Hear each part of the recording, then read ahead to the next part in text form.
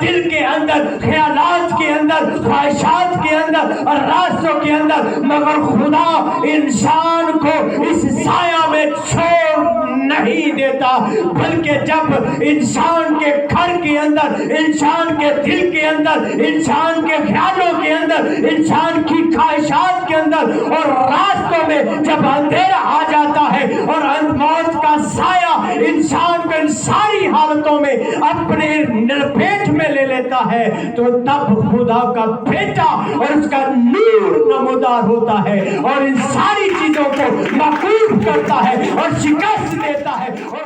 اور سوال پیدا ہوتا ہے ہمارے ذہن میں، ہمارے دل میں یہ سوال پیدا ہوتا ہے کہ نور کون ہے؟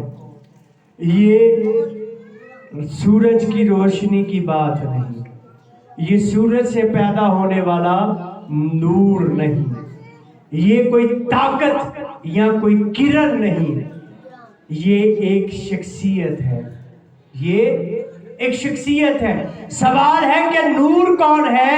اور یہ نور سورج کی روشنی نہیں، یہ نور کوئی طاقت نہیں، یہ نور کوئی کرن نہیں، بلکہ یہ ایک شخصیت ہے جس کا نام یسوع مسیح ہے، جو نیا اجالا، نیا نور اور نیا آغاز ہے۔ اور یہ وہ نور ہے جو گناہوں کو، اندھیروں کو توڑتا ہے، جو مایوسی کی فضا کو بدل دیتا ہے، جو انسان کو نئی زندگی بخشتا ہے، جو دل کے بند دروازے کھولتا ہے اور جو راستہ دکھاتا ہے۔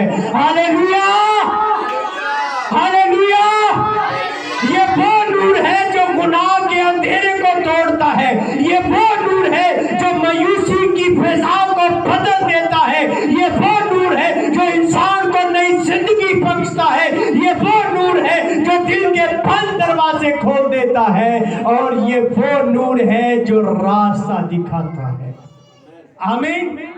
حلیمی نے علانیہ طور پر کہا، دنیا کا نور میں ہوں۔ ہاللیلویا۔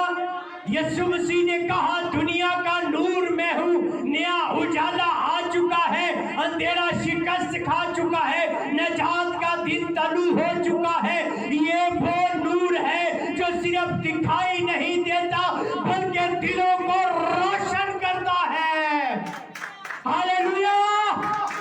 یہ وہ نور ہے جو صرف دکھائی نہیں دیتا بلکہ زندگیاں تبدیل کرتا ہے، دلوں کو روشن کرتا ہے۔ اسی لیے اس آیت کے اندر نئے اجالے کا پیغام ہمیں ملتا ہے، اور یہ نیا اجالا